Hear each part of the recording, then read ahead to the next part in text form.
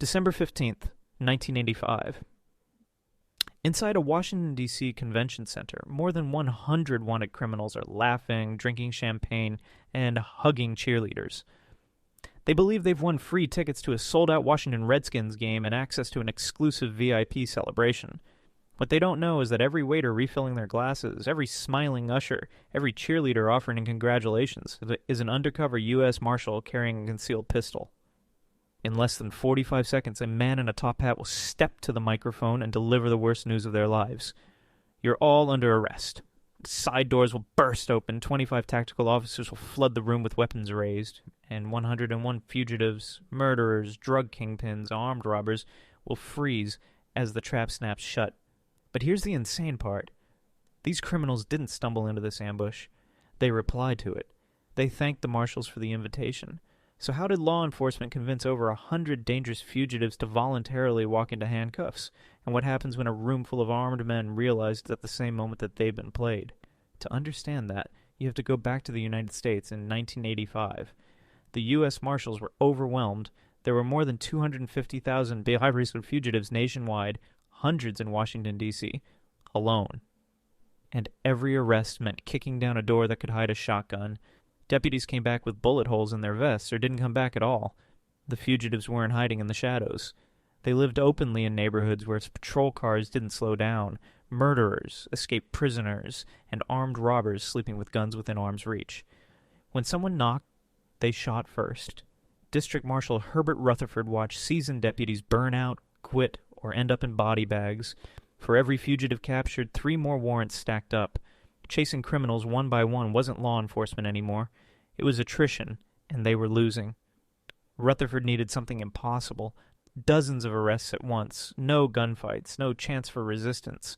But what could make a paranoid fugitive, someone who had spent years running from the law, calmly walk into a room full of cops? The answer, strangely enough, involved football. One October night, Chief Deputy Toby Rowe sat in a diner watching a muted television.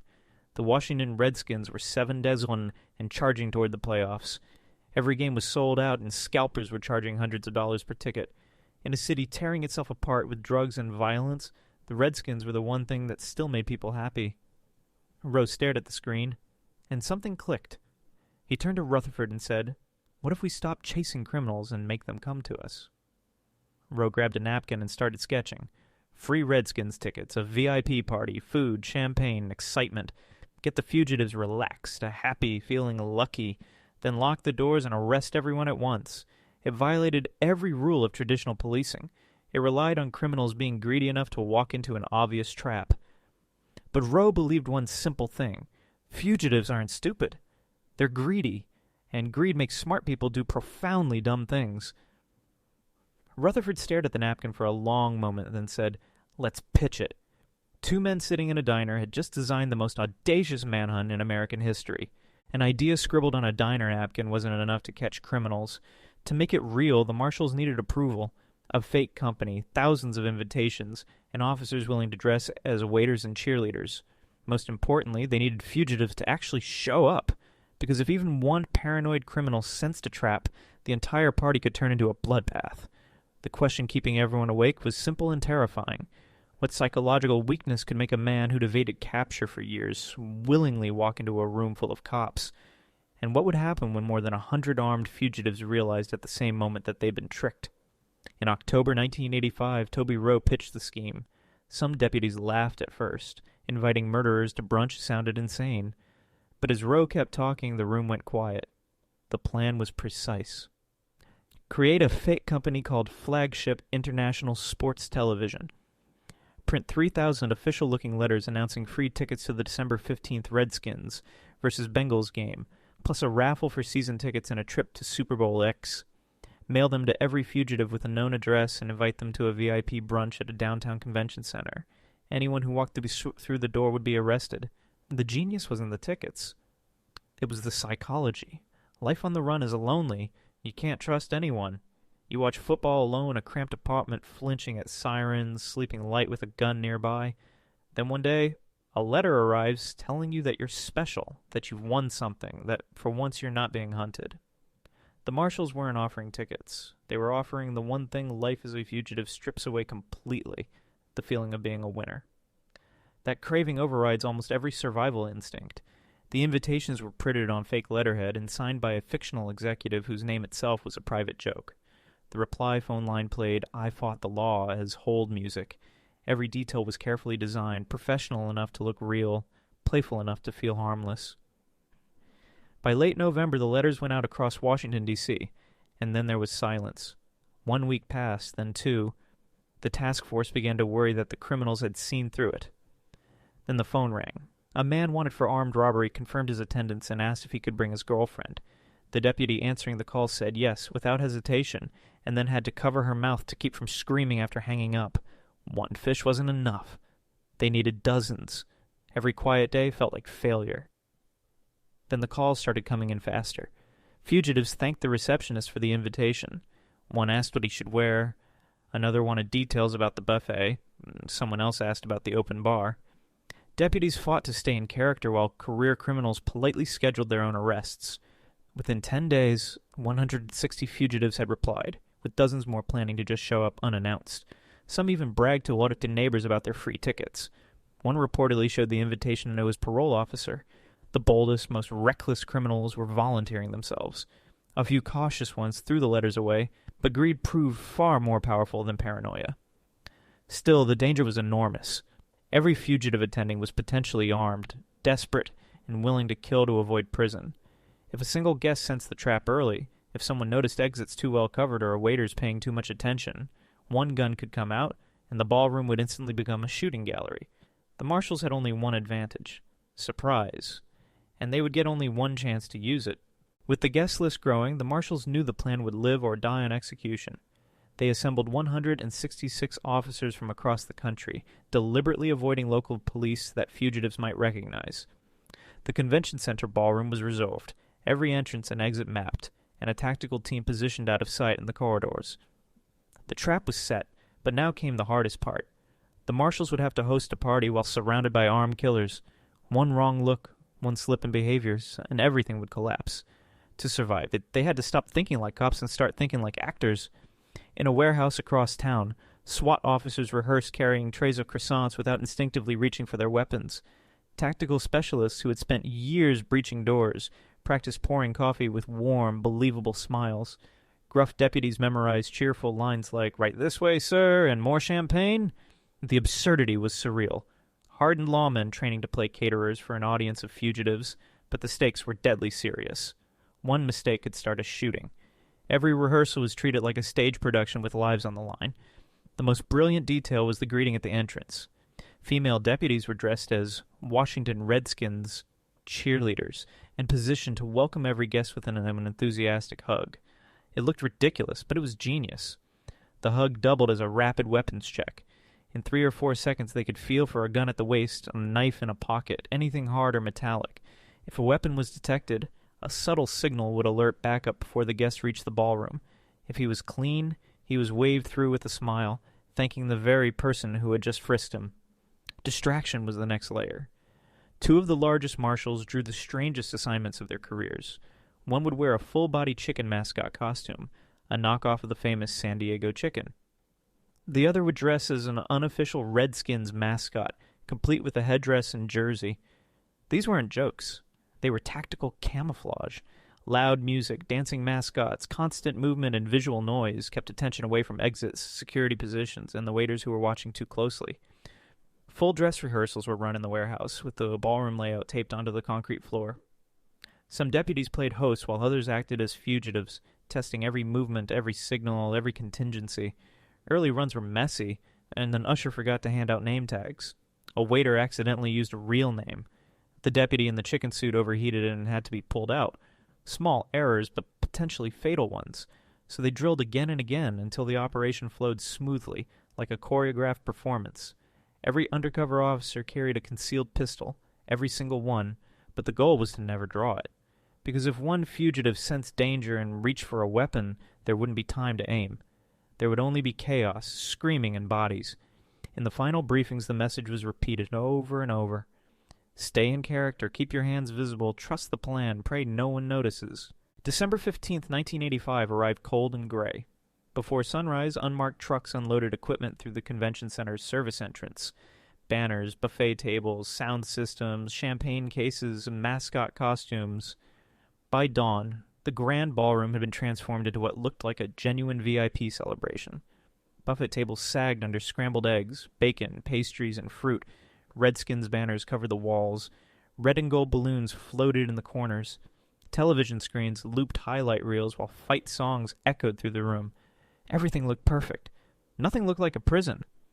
The deputies took their positions, waiters behind buffet tables, cheerleaders at the entrance, ushers at registration.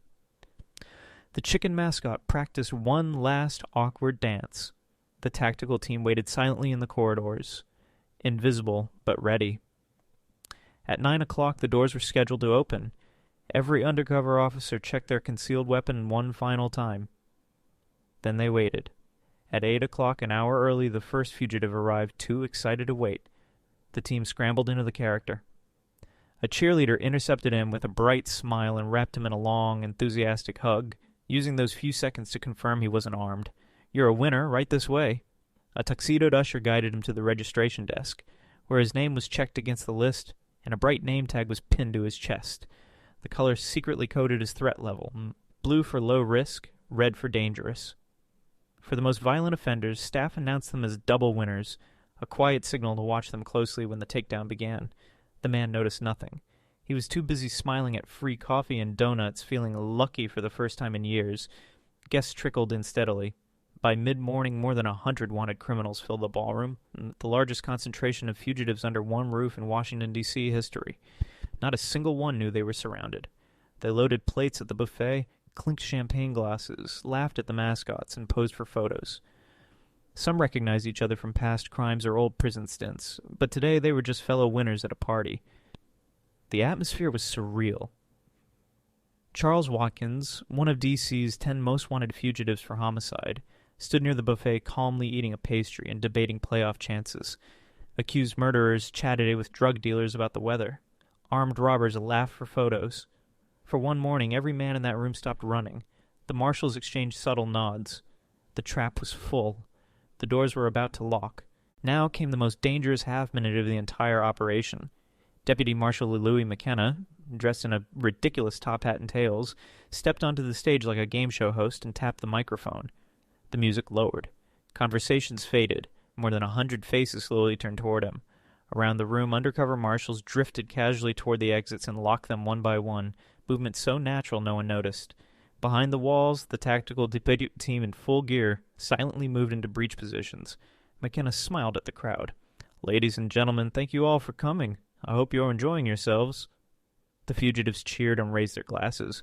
Every marshal in the room stopped breathing. 100 armed men stood between them and the exits. One wrong move now would trigger chaos. McKenna raised his hand theatrically. "Before we head to the game, we have one big surprise for all of you." His words hung in the air. This was the moment. The cheerleaders had vanished. The waiters' hands drifted toward hidden holsters. If even one paranoid fugitive sensed what was coming, the next 3 seconds would decide everything. McKenna's smile disappeared. His voice dropped, cold and final. "You're all under arrest." For one heartbeat, there was absolute silence. The words didn't register. Then the side doors exploded open, and 25 tactical officers flooded the ballroom in perfect formation and weapons raised. The party music died mid-note. The chicken mascot froze. "Put your hands on top of your heads," McKenna shouted, his game show charm replaced by the bark of a federal authority. The fugitives stared in disbelief at the men who had been pouring their champagne minutes earlier, now holding guns. A few nervous laughs broke out, thinking it had to be a joke. Then they saw the armor, the badges, the fingers steady on triggers. One man bolted toward an exit, but it was locked. Marshals tackled him before he made it 3 steps, slamming him face first into the carpet. Around the room, hands rose slowly into the air. No one reached for a weapon. Whatever fight these men carried on the streets vanished instantly. Years of bravado collapsed under overwhelming force and total surprise. There was nowhere to run, and nothing to do but surrender. Marshals moved us through the ballroom, barking commands, snapping handcuffs onto wrists, zip-tying anyone who hesitated. "On your knees. Hands where I can see them. Nobody move." The compliance was eerie. 100 dangerous men dropping to the floor without a fight. A few stammered protests, claiming mistakes or misunderstandings, but most couldn't even speak. 5 minutes earlier, they had been VIP guests dreaming of Super Bowl trips and season tickets. Now they lay face down on the carpet beside overturned champagne glasses and half-eaten plates of eggs. The entire takedown, from McKenna's announcement to the final click of handcuffs, lasted under 4 minutes. When the room finally went quiet, the count was made. 101 fugitives arrested. Not a single shot fired. Not a single injury on either side. Outside, yellow school buses waited to transport prisoners for processing. Handcuffed men were led past the entrance beneath a banner that still read, "Congratulations," cameras capturing the absurd final image for the next morning's headlines. Inside the wrecked ballroom, surrounded by deflated balloons, abandoned buffet trays, and the crumpled chicken costume, the undercover team finally exhaled. Grins spread. A few laughed in disbelief. They had pulled off one of the largest and most dangerous mass arrests in American history using nothing but fake letterhead, rented costumes, and one brutal psychological truth. Even a man who had spent years running from the law couldn't resist feeling like a winner for one day. As one cuffed fugitive shuffled past, he looked at the exhausted marshals and shook his head with a crooked grin, admitting they got him good. But the truth was simpler than that. The criminals got themselves. They walked into their own prison, shook hands with the people building their cage, posed for photos with undercover agents, and thanked them for the hospitality. Every smile, every handshake, every moment of feeling special existed because they couldn't say no to free football tickets that never existed. Operation Flagship became a blueprint for sting operations nationwide, proof that the most powerful weapon in law enforcement isn't force or firepower, but a lie so generous and perfectly designed that no one believes it's a trap.